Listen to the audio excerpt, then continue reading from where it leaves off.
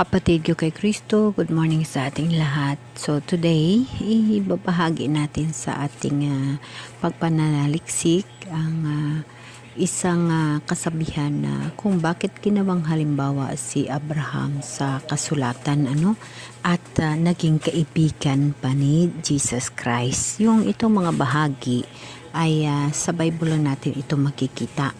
Ngunit pag hindi tayo makabasa ng Bible, hindi natin alam kung ano ba talaga ang katotohanan. Sino ba si Abraham? Si Abraham ay ating ninuno.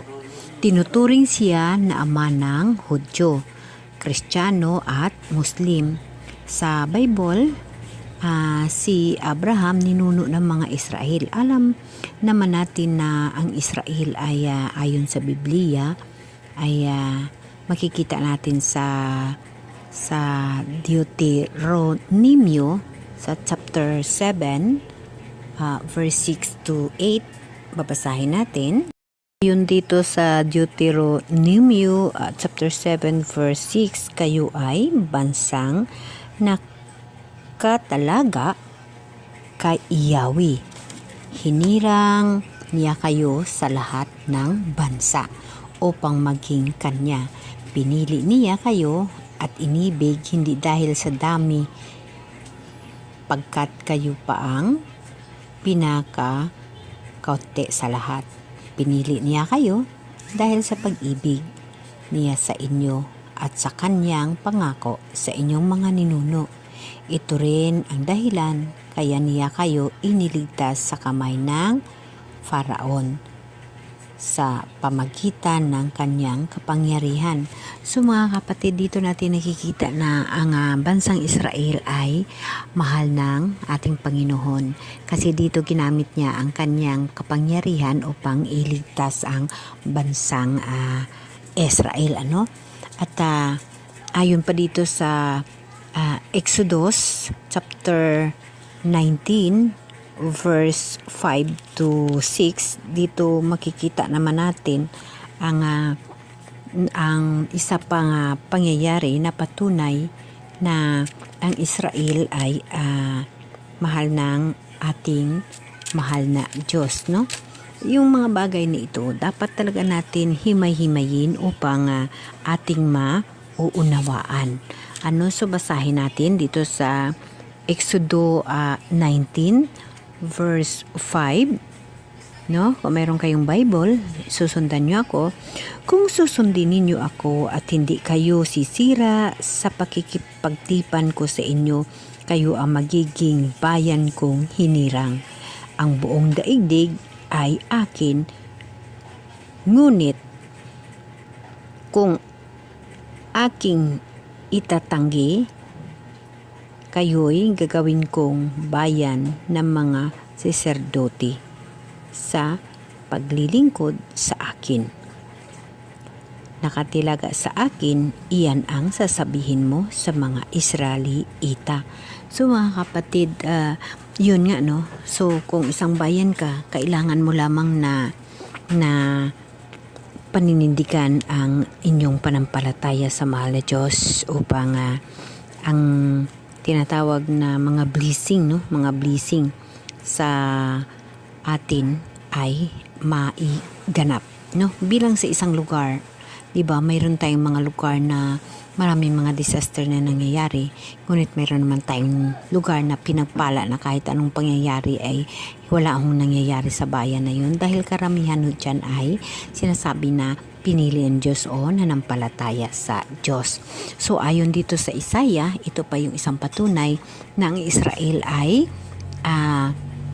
mahal ng Diyos, at kung saan si Abraham ay isang halimbawa, So hahanapin natin dito sa Isaiah sa chapter 42 verse 6 to 7. So kung mayroon kayong Bible, inyong titingnan upang makita natin kung ano ba ang nakatalata dito at upang ating maunawaan. So ayon dito sa Isaiah 42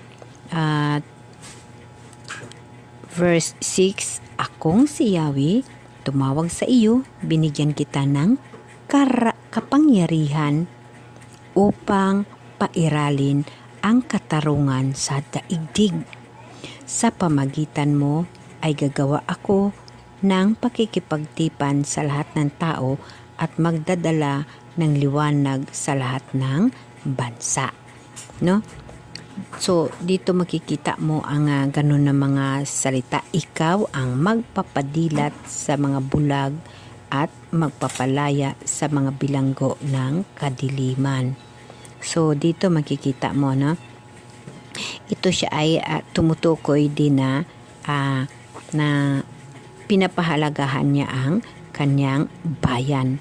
Ito yung sinasabi na binigyan kita ng kapangyarihan upang pairalin ang katarungan sa daigdig, no?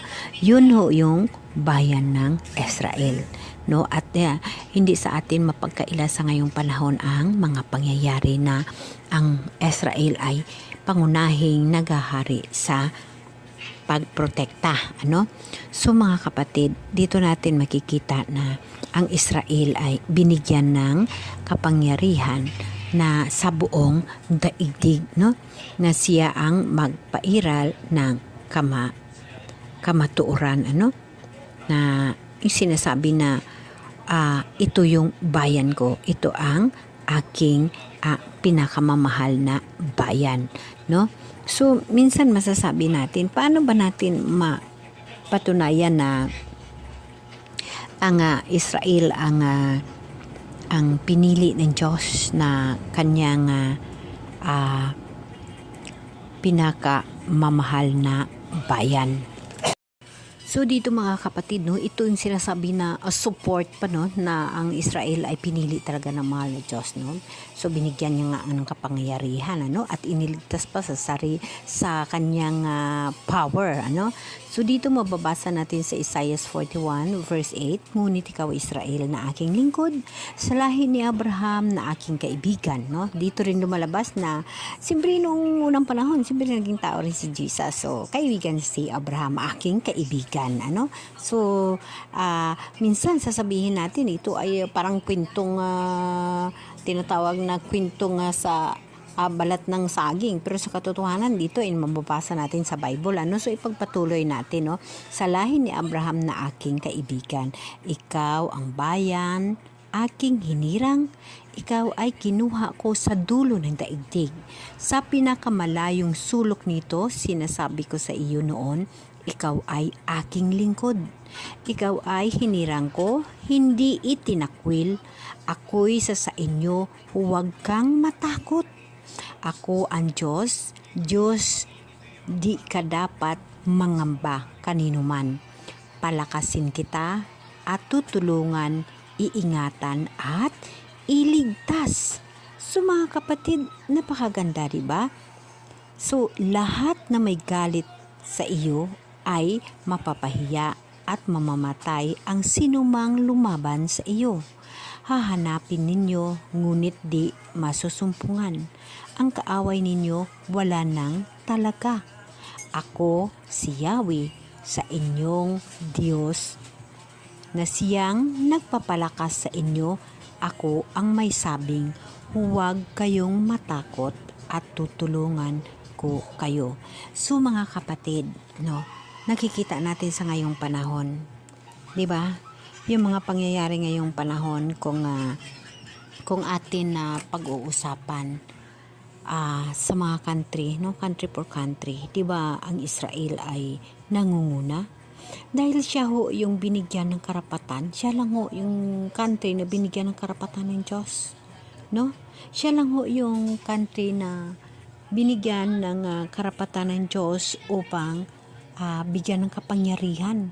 So sa ngayong panahon, nakikita niyo kung anong kapangyarihan na nangyayaring ginagawa ng Israel, 'di ba? Sa labanan dito sa mundong ibabaw na ito. So diyan natin makikita na ang Israel ay nakasulat sa Bible na siya ang pinili na bayan ng ating pinakamamahal na bayan ng ating Diyos, at siya ang binigyan ng kapangyarihan upang mamuno, at siya rin yung sinusuportahan ng mahal na Diyos, at sinasabi pa ng mahal na Diyos na huwag kayo matakot, no? Binibigyan ng lakas, sinasabihan ng Diyos, huwag kayong matakot. So just imagine, na dito lang natin makikita sa Bible na ganun pala may isang country, no? Sa kasalukuyan na nangyayari sa mundo natin, 'di ba, naglalabanan na. Pero ang Israel ang pinaka the best kasi diyan niya sinasabi na huwag kayong matakot at tutulungan ko kayo. Ako si Yahweh na inyong Diyos at siyang nagpapalakas sa inyo. Ako ang may sabing huwag kayong matakot. Ang mga kaaway ninyo ay wala nang talaga. O, diba? So, it means, pag bumasa tayo ng Bible, marami pa ho tayong matutuhan dito. Itong binabasa natin ngayon, isa lang ito sa tinatawag na patunay o mga nakalagay sa gitna ng pangyayari dito sa mundo. So, dito lang pinapakita ng mahal na Diyos na may isang bansa siyang pinili. May isa siyang lugar na yun ang magpoprotekta sa mga tao. So, regarding naman kung bakit si Abraham ay ginawang halimbawa ng ating mahal na Diyos kasi kung sino ba sa inyo dito nakakilala kay Abraham, ano, 'di ba? Karamihan sa atin ang kwentong Abraham lamang, no, lalo na ako sa kwentong Abraham lamang. Ngunit nang nabasa ko ang kahalagahan ng kwento ni Abraham at sino ba si Abraham at bakit siya ang ginawang halimbawa, no? Siya ang ginawang halimbawa ng mahal na Diyos at naging kaibigan pa ng mahal na Diyos. Dahil ayon sa Roma chapter 4 verse 1, no, dito makikita natin ang tinatawag na buhay ni Abraham. Tungkol naman kay Abraham, ano, kaya ang tema natin ay sino ba si Abraham? Bakit siya ang ginawang halimbawa, no, ng mahal na Diyos, no? At naging kaibigan pa ng mahal na Diyos. Dahil ayon dito sa Roma chapter 4 verse 1, tungkol naman kay Abraham na ating ninuno, ano ang masasabi ninyo? Ano ang kanyang karanasan tungkol sa bagay na ito? Kung siya ay pinawalang sala dahil sa mga gawa, may ipinagmamalaki siya, ngunit wala siyang maipagmamalaki sa paningin ng Diyos, sapagkat sinabi ng kasulatan, nanalig sa Diyos si Abraham dahil dito siya'y pinawalang sala ng Diyos. Diba, mga kapatid?